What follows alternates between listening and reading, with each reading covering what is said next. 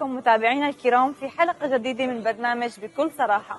ضيفتنا لليوم شخصية دخلت قلوب المتابعين وعالم السوشيال ميديا من أوسع أبوابه بروحها المرحة وعفويتها المطلقة، يومياتها العائلية البسيطة، ولتكون أحد أهم المؤثرين وأكثرهم متابعة. رحبوا معنا بالناشطة والمؤثرة أم فدوى. أهلا وسهلا أم فدوى، نورتنا ببرنامج بكل صراحة. اهلا وسهلا بكم صراحه، وانا بعد انتم نورتوني صراحه، ومستانسه اليوم اكون معاكم في هذا البرنامج بكل صراحه، وانسانه ان شاء الله بكون ضيفه خفيفه على قلبكم. حبيبة قلبي نورتيني. أم فدوى، أنت على كرسي الاعتراف، كيف استعدادك للإجابة على أسئلة برنامج بكل صراحة؟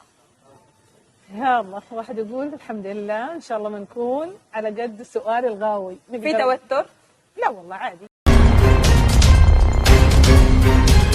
بداياتك في السوشيال ميديا متى وكيف كانت؟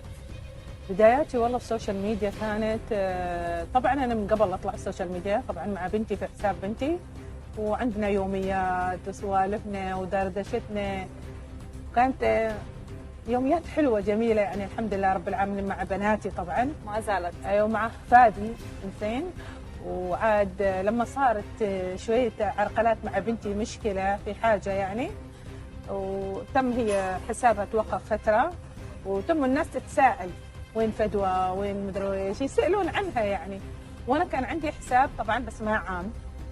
جميل. بعدين حطيته طبعا من زود ما يسالوا ويجوني على الخاص تعبت يعني، بعدين حطيت حسابي عام طبعا، ما كنت بداياتي اطلع شكلي، كنت بس اسال واطلع يومياتي مع اليهال، كانوا معي شهرين كامل من اول ما معي، بس هذاك الشهرين ما حسست الاولاد انه بغياب امهم، كانوا معي في كل الحالات.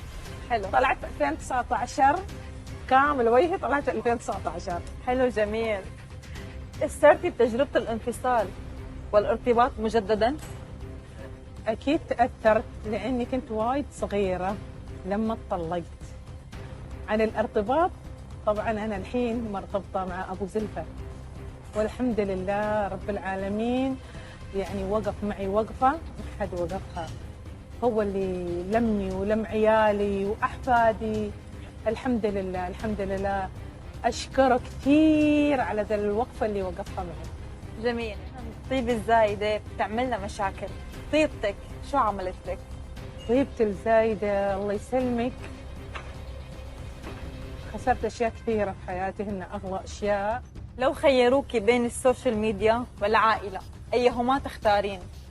شوفي ما بتخلى بكل سهولة، لكن إذا هذا يرضي أولادي سعادتهم طبعا أكيد هم بيكملوا سعادتي معي، صح ولا لا؟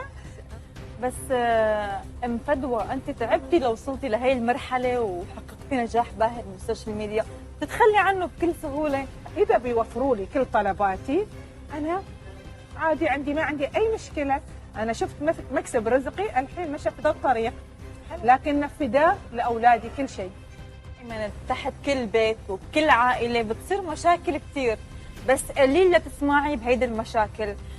شو السبب انه انت المشاكل اللي بتصير بين عائلتك تظهر على السوشيال ميديا بشكل عام، تظهريها انت ما بتخبيها؟ هل بتحسي انه بتحبي تعلمي معاناتك للناس او الجمهور، او هناك سبب اخر؟ والله في سبب آخر، ومن هناك أكيد أن لازم البشر اللي يتابعونا طبعا لازم أنه يتابعوا بكل وضوح، بكل حقيقة، بكل صراحة، مش لف دوران. الحين حسيت أن السوشيال ميديا صارت مظاهر يعني ما حد يطلع لك بشيء الوجيه الصحيح، يطلعوا لك كذا لف دوران وزيادة الحكي، ترى زيادة الحكي هذا وايد يسوي. هذا شيء اكيد، نحن تعودنا كثير على الناس انه بيبهروا شويه الكلام على السوشيال ميديا لحتى يصير فولوينج او بس مش وانا أكتر. طبعا طلعت على طبيعتي وعلى حقيقتي، وبظل هذا شخصيتي ما حد يردها عني. انا من اول في عائلتي وبرا عائلتي وحتى عند جيراني هذه طبيعتي وكلهم يعرفوني. انت ام حنونه وايد. انا ملقبه بصاحبه القلب الحنون. انسان مليء بالاحزان والالم، انت كذلك؟ الله، صراحة سؤال 100%.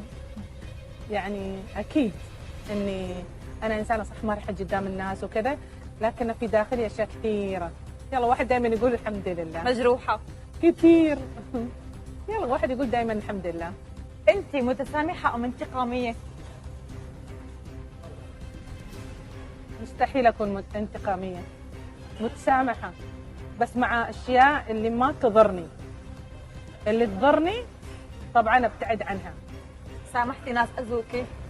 كثير، واستقبلتهم دخلتهم في بيتي، بس أنا انأذيت من وراهم. صعب الأذية من الناس اللي بتحبيهم. من الناس اللي أحبهم وايد وايد. صعب كثير.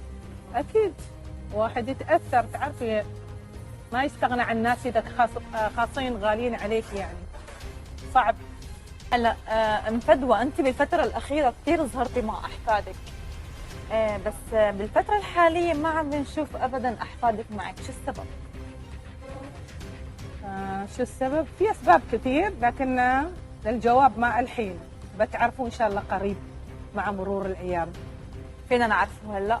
بتعرفوا، بتشوفوهم بعدين معي مره ثانيه. قنبله؟ ان شاء الله.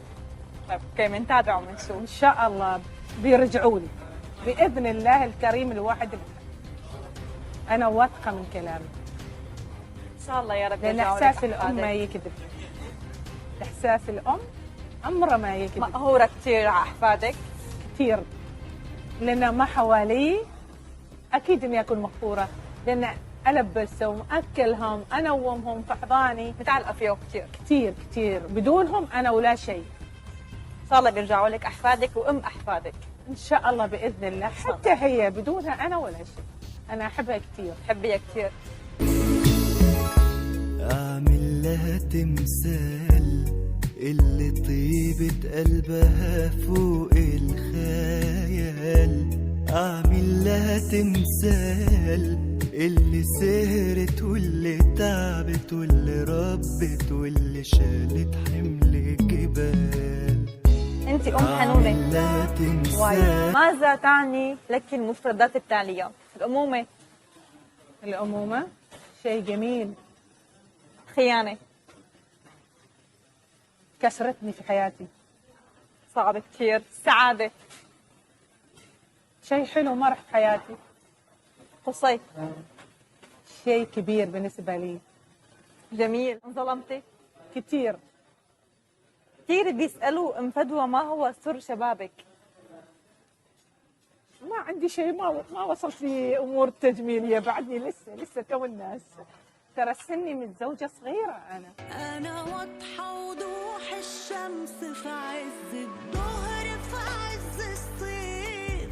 ايامي ساعات من فصل ربيع تقلب على فصل خريف، لكن لوني واحد مش بمشي وصلنا لنهايه حلقتنا لليوم. الصراحه استمتعنا مع المؤثره والجميله ام فدوى. ام فدوى، شو بتحبي توجهي لمتابعينك بمناسبة عيد المرأة؟ حابة أوجه لمتابعيني طبعا كل أم اللي تتابعني، كل أخت، كل بنت، أتمنى تكون أم، أخت، بنت حنونة على عائلتها، وتكون صبورة وطيبة وقوية. أهم شيء تكون قوية، لو ما تكون قوية ما بتوصل في أي مكان. جميل. طبعا انتظرونا في حلقة جديدة من برنامج بكل صراحة مع ضيف جديد وحلقة جديدة على كرسي الاعتراف.